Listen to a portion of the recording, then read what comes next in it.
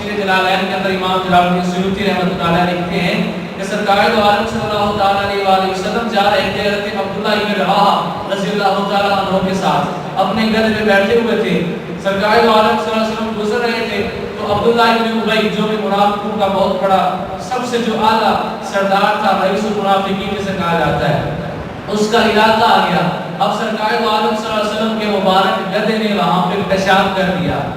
جب سرکار دو عالم صلی اللہ علیہ وسلم کے گدھے مبارک نے پیشاب کیا تو عبداللہ ابن ابی اپنے دوستوں کے ساتھ بیٹھا تھا, منافق تھا, بظاہر کلمہ پڑھتا تھا لیکن اندر سے منافق تھا.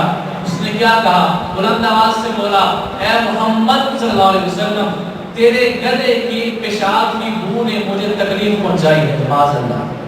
جب اس نے کہا, توجہ ہے آپ کی, بہت بڑی بات ہے, سرکار کی شان تو بڑا ہے نا. اب دیکھیے گا سرکار کی شان کتنی ہے. عبداللہ ابن ابی نے کہا ہے, محمد تیرے گدھے کے پیشاب کی بو نے مجھے تکلیف پہنچائی ہے. ساتھ حضرت عبداللہ ابن رواحہ رضی اللہ تعالیٰ عنہ تھے.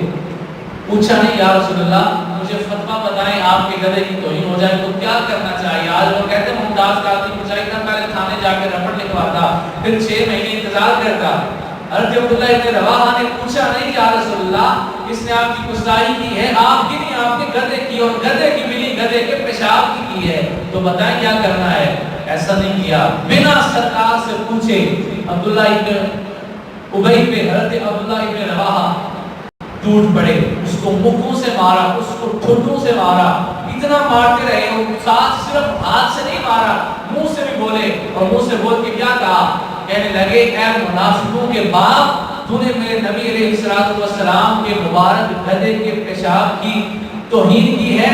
اے سن لے منافق, تجھ سے میرے نبی علیہ الصلوۃ والسلام کا مبارک گدھا زیادہ خوشبو والا ہے.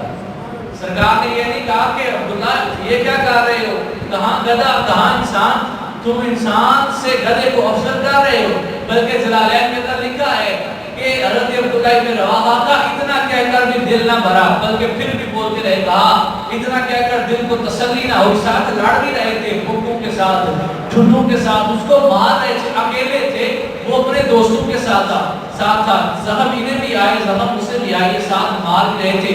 اتنا کہہ کر بھی دل نہ بھرا, جہاں تک کہہ دیا, کہنے لگے, اے منافق, تو نے میرے نبی علیہ الصلوۃ والسلام کی مبارک گدھے کی توہین کی ہے. سن, تجھ سے میرے نبی علیہ الصلوۃ والسلام کے مبارک گدھے کا مبارک پیشاب بھی خوشبو والا ہے.